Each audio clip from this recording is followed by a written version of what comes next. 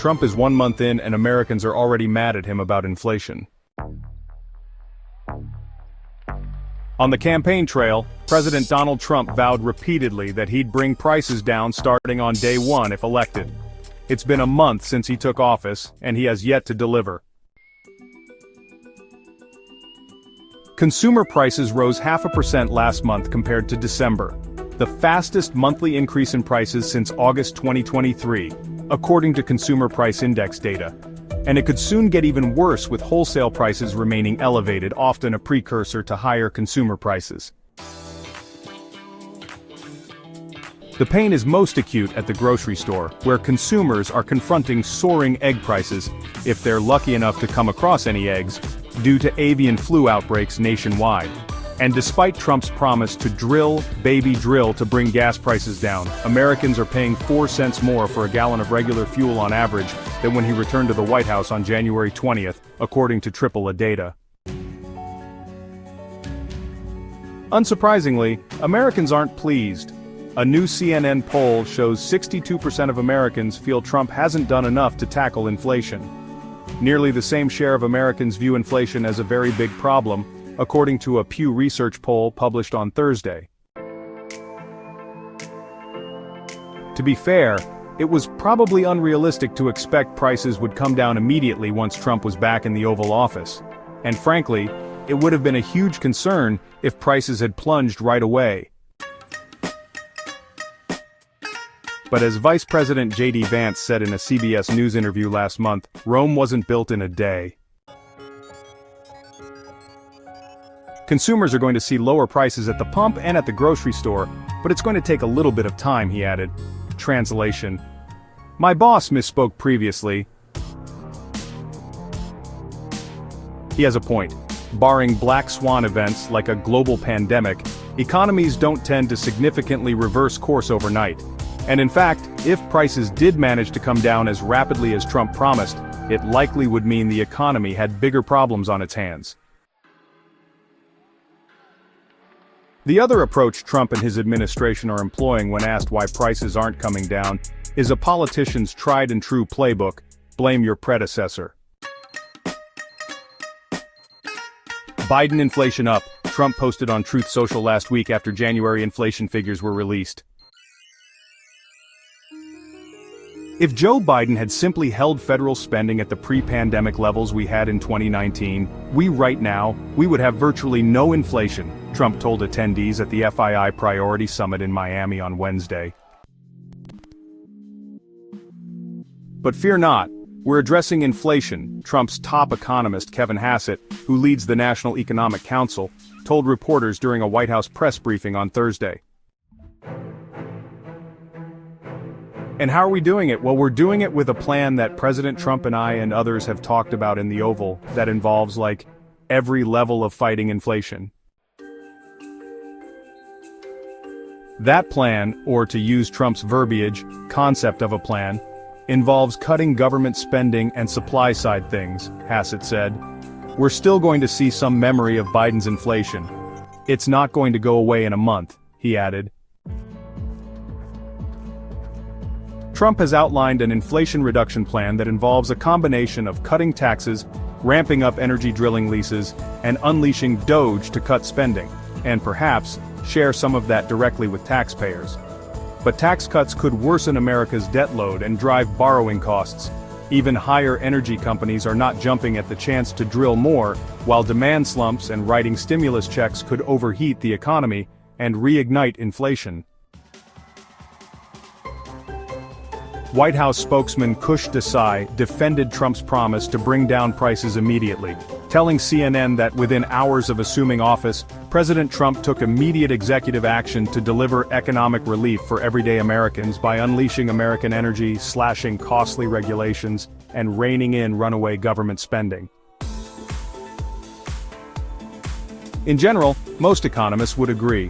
1 month is not a meaningful length of time to judge how a nation's economy is faring. Rather, they tend to prefer to analyze several months' worth of data to shake out 1-month blips from longer-lasting trends. Similarly, it would be reasonable to wait several months before assessing whether Trump's policies have had a positive or negative impact on inflation. After all, it took more than 2 years for inflation to cool from a 4-decade high of just over 9% in 2022 to a level that is now just shy of the Federal Reserve's 2% target.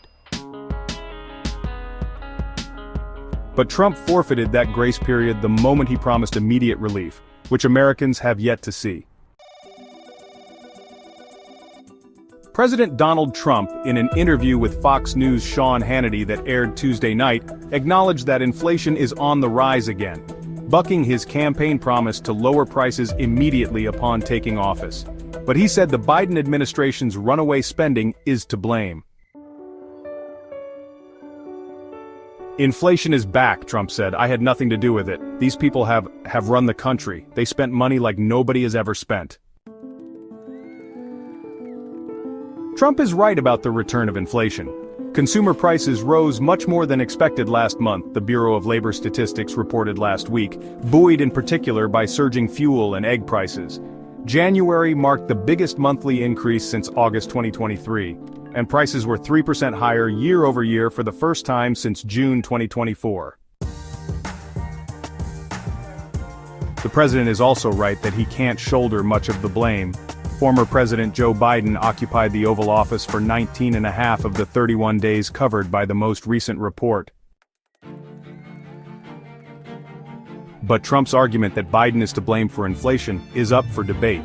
Economists disagree about why, exactly, inflation surged after Biden became president before coming back down to near normal levels.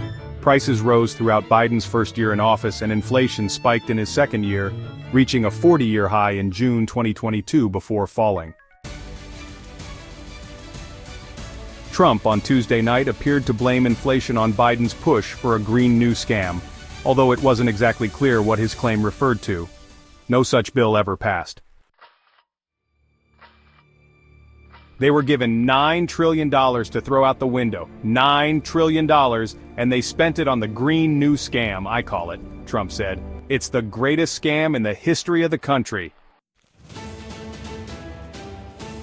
Biden signed an infrastructure bill that included green energy projects and cost more than $1 trillion in 2021 and COVID relief that totaled $3.4 trillion.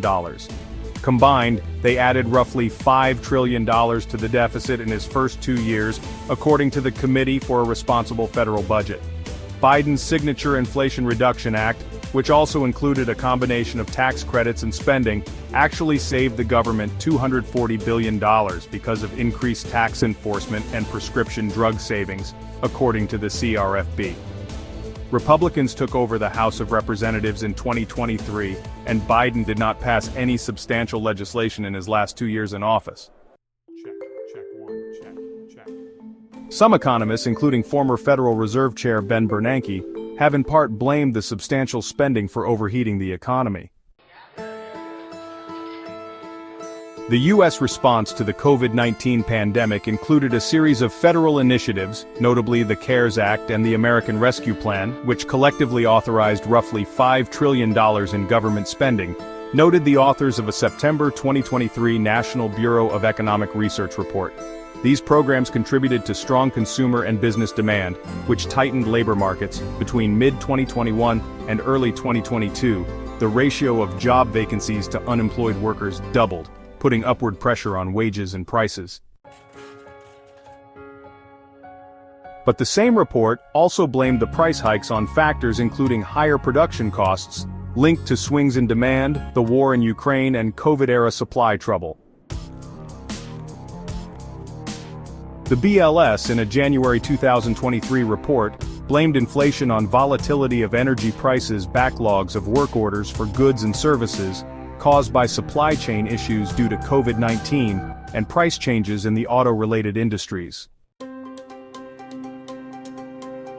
And the International Monetary Fund said in a September 2024 report that macroeconomic effects like federal spending weren't to blame at all. Instead, it was just old-fashioned supply and demand.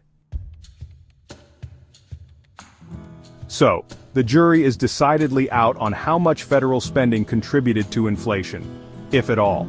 Trump may be right that the Biden administration spent too much at the wrong time, but economists agree that alone didn't cause inflation to spike.